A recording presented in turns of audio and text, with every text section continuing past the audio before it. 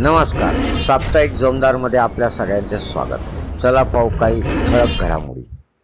अधिवेशन विदर्भातले आहे, म्हणजे नागपूरमधले. हे अधिवेशन भरलेलं आहे आणि नागपूर आणि विदर्भावरच चर्चा करायला सभापती महोदयाने मनाई केली आणि मग झाला गदारोळ. मंत्र्यांचंही ऐकायला तयार नाहीत सभापती. काय घडलाय प्रकार, चला बघूया. झाले मंत्री महोदय.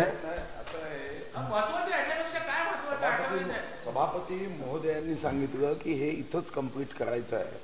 साधारणतः 10 पर्यंत चर्चा करून उत्तर करायचं. 10 झाले की ऐका ना, आणि 10:30 म्हणजे उत्तर 10 ते 10:30.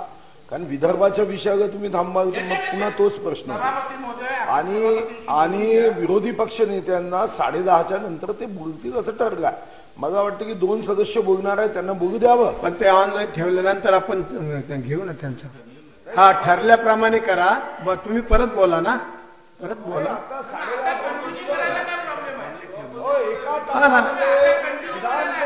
असं मंत्री महोदय असं नाही चालत. आता विषय एक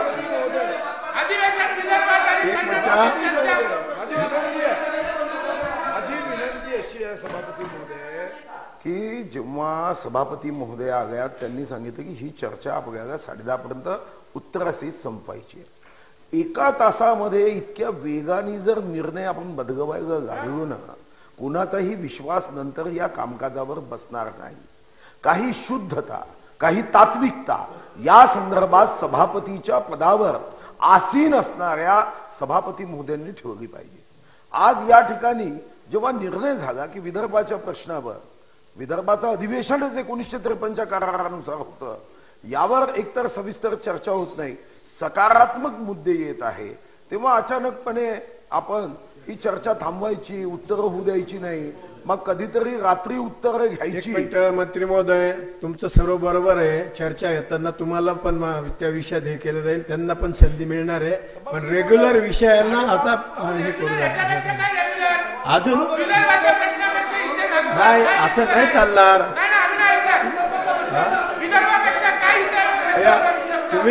तुम्ही अगोदर ऍक्सेप्ट घ्यायला पाहिजे नव्हता. आणि काय मोदयांनी सांगितलं त्यांचं म्हणणं आहे का आम्हाला चर्चा करू.